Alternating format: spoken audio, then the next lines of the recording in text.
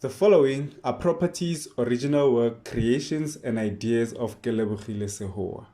The ElementRings brand includes, but is not limited to, the ElementRings Pty Ltd company, the ElementRings script, comic book or manga script, characters, movie script, ElementRings merchandise, and Negu brand.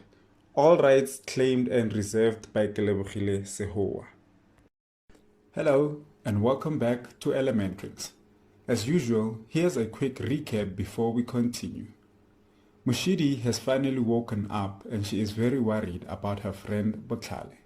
The dark cloud she saw hovering above Botlale earlier in the morning has gotten darker and bigger according to what she saw in her sleep.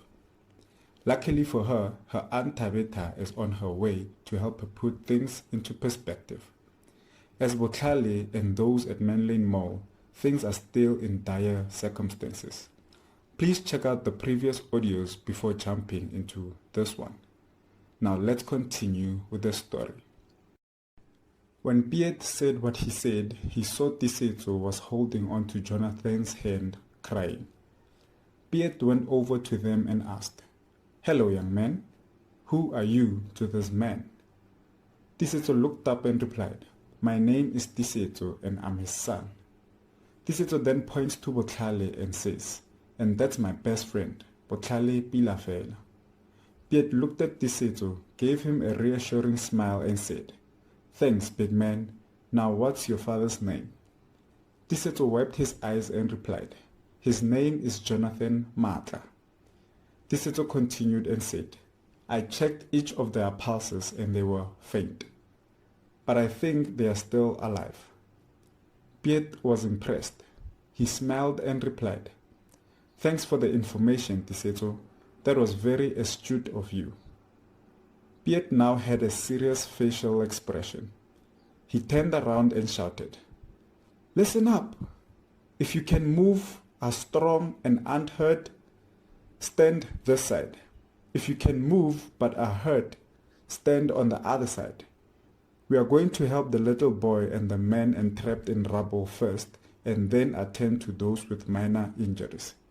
Our goal is to get them out of here and to the hospital. Now let's hop to it." Everyone in the store did as they were instructed by Piet. They were able to help Botlale and Jonathan out of the debris and onto stretchers that were suspended in the air and lowered using the hoisters' cables. As the paramedics were being lowered, a male paramedic said, "Look at the damage that rock made. I mean, look at the size of this hole." Moments later, Botlale and Jonathan made it to where Meadows Rock had stopped, and it was the same parking lot both families had parked at. It was also where the ambulances were waiting.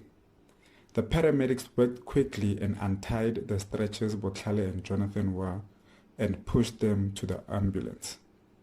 As they were pushing, a female paramedic realized that Botlale was holding onto a plastic bag and thought, "This young man is so amazing. He has fainted, but he's still holding on."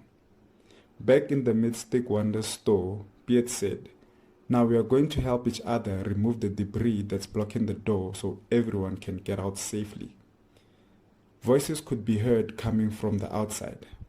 "We have to get in there now. My son and husband are in there. We need to help them now," screamed Rakadi. "She's right. Our loved ones are in there," said Zakes.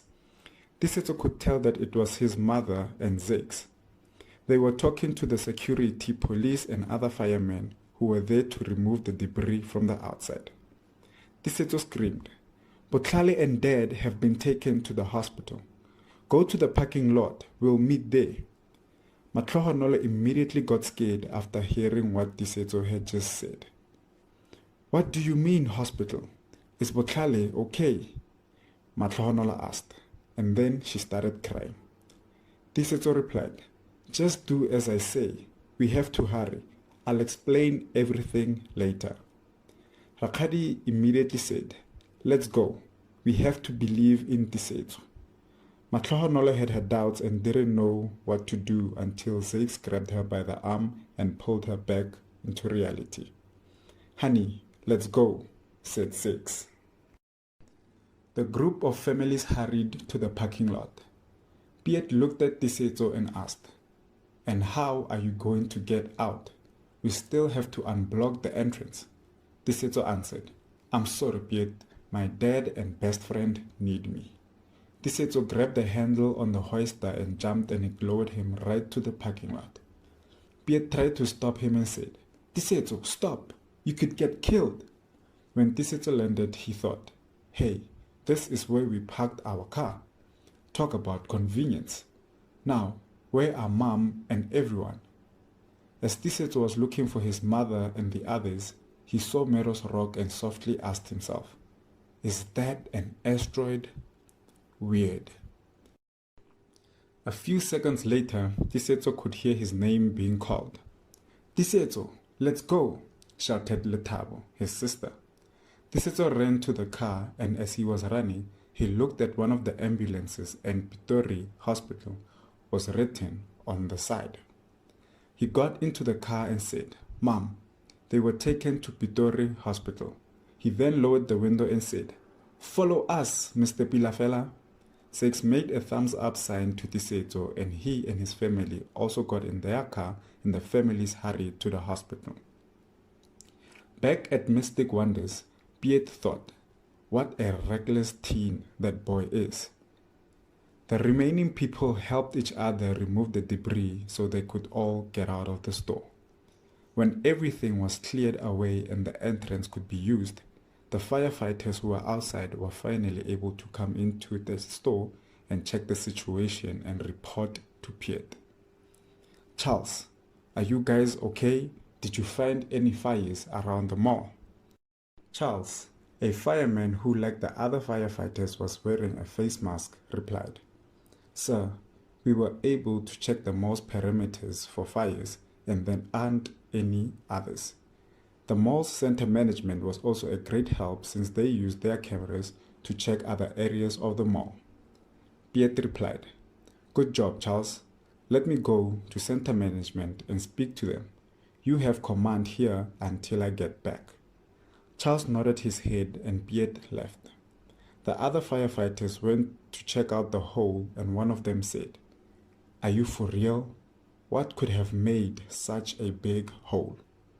As they were very shocked, Charles walked towards them, but then heard his name being called, but it was very low and inaudible.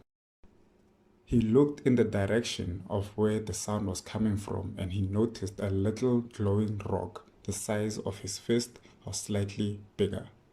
He went over to it, kneeled, looked around, and noticed that everyone was fixated on the hole. He picked it up and softly said, "This is so beautiful. I've never seen anything like it before." Charles was enchanted by the rock. And that's the end of the 25th release. Botlhale and Jonathan were rushed to Pitori Hospital and their families followed. The entrance to the Mystic Wonder store was cleared and more emergency personnel entered, and one of them, Charles, gave Piet a report. When the other paramedics and firefighters entered the store, they were shocked by the size of the hole they saw. Keep tuning in, liking, commenting, and sharing. Thanks for the support, and bye for now.